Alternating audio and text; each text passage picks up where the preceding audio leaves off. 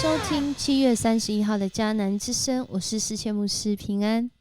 我们今天要继续来分享新篇章撒母耳记下1章13到16节，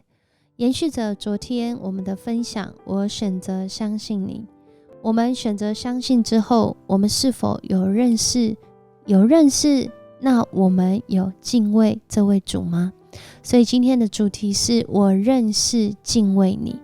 我们是不是认识而且敬畏这位主，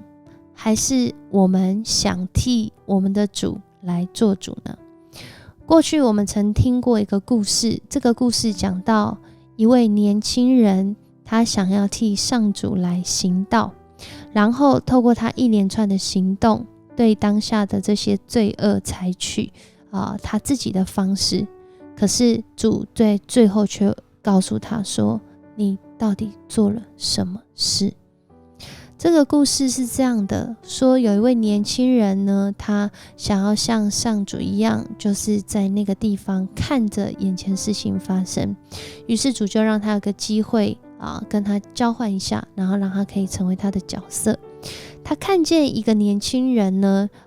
就是去到这个地方然后向他来祷告然后呢，这三个人呢，一个是年轻人，一个是男人，一个是妇人。这个年轻人要来的时候呢，一位男性，一位男人竟然非常生气的来抓住这个男人，抓住这个年轻的男子，跟他说，你拿走我的钱，你拿走我的钱。可是其实这件事情是这样的，是另外一个妇人，她早就把那钱袋拿走了，因为她有一些需要然后这个年轻人，就是跟上主换的这个年轻人，他看见之后，他觉得很生气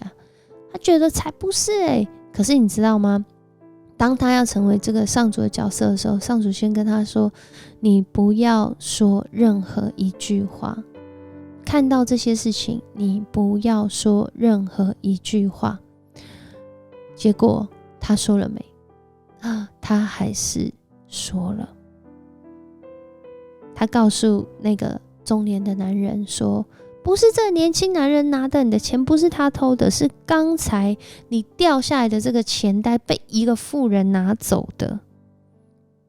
然后后来我们大家就知道结果，就是这个男人呢就去找到那妇人，然后去把钱拿回来。然后这个少年男子，因为他没有任何的嫌疑或是任何的事情，他没有被留住，他就走了。结果上主回来之后，他就问年轻人说，你做了什么事啊？我不是叫你无论如何也不要作声吗？这年轻人还非常的义正言辞说，我只是替你主持公道，你都没有看到刚刚那个情形结果上主就告诉他说，我不是说吗？不要说任何一句话，我告诉你真相吧。那名中年男子来到我面前祷告的时候说，主啊，求你让我嫖妓吧，请你原谅我。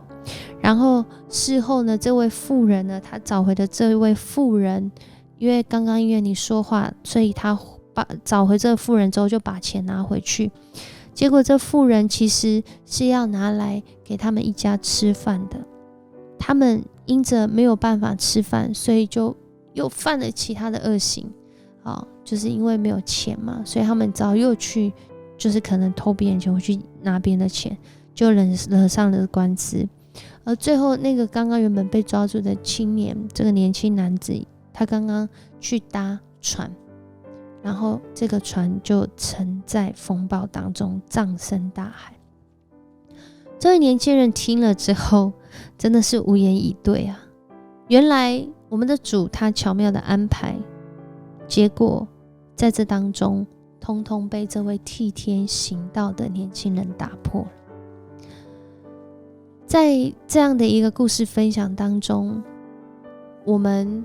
对我们的主有认识吗？我们对我们的主的认识，是不是认识他晓得万事呢？还是我们以为我们的主只是我们的许愿池，只是我们的有应功？我想不只是这样。所以在今天的经文，扫罗面对到这位亚玛力的少年男子，他的回应其实是严厉的，因为他踩到了大卫的原则。而大卫的原则是什么呢？大卫的原则是因着认识主，所以他不愿意来杀这个上主所立的君王。所以今天 RPG 祷告的经文在撒母耳记上的24章6节，他对部下说，愿上主阻止我做出任何伤害我主人的事，他是上主所选立的君王，我绝对不可伤害他，因为他是王，是上主所选立的。他把他生命的优先顺序讲出来。他面对他生命的这个危害，生命的这个很有可能会丧命，可是他不是先保全他的生命哦，他是先说愿上主阻止我做出任何伤害我主人的事。也就是说，他主人没有被伤害，没有死之前，其实他就是一直要去承受那个可能被追杀。然而他却是尊主为大，因为他认识主，因为这位主他自己选立的王，他有他的带领方法，他选立大卫做王也有他的时机点，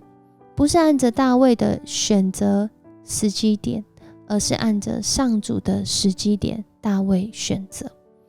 在这个过程里面，我们看见，所以大卫回应这个杀死自己说自己杀死扫罗王的亚玛利男子，他说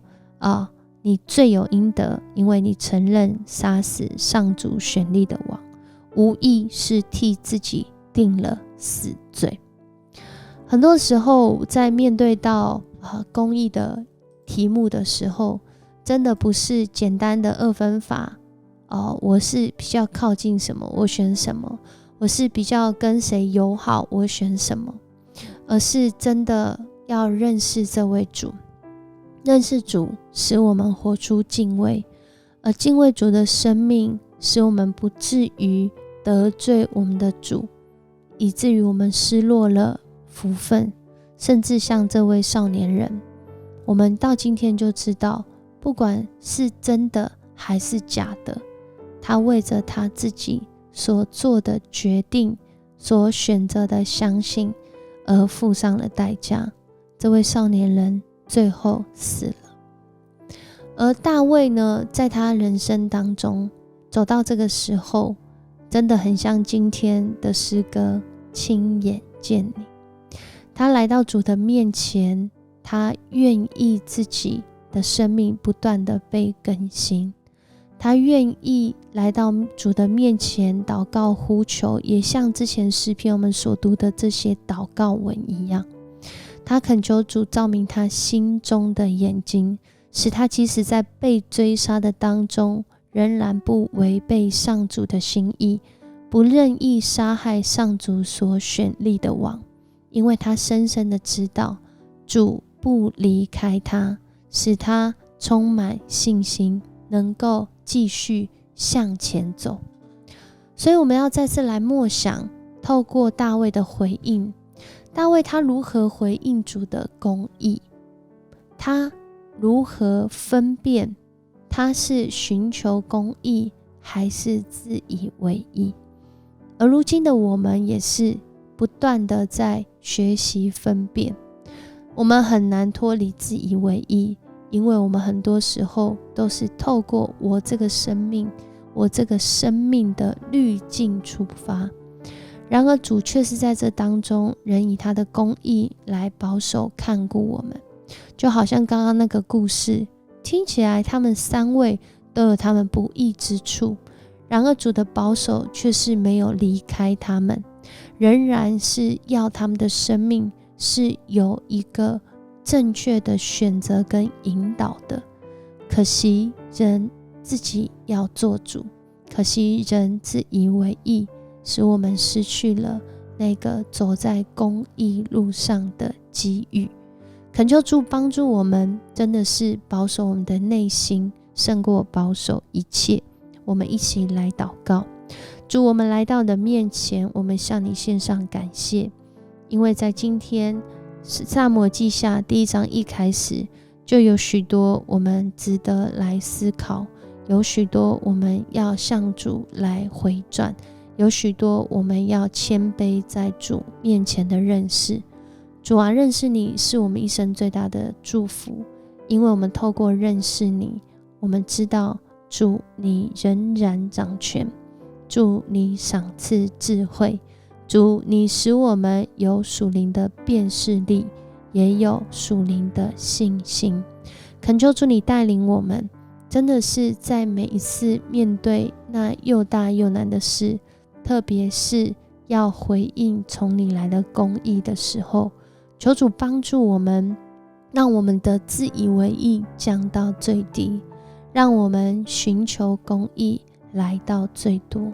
使我们的生命是被主称为合神心意的人，就像大卫一样。主啊，帮助我们，引导我们，也提醒我们，更是激励我们，在每一次寻求你的时候。我们这样祷告，奉主耶稣的名求，阿们。很开心跟你一起分享迦南之声，愿上主赐福你，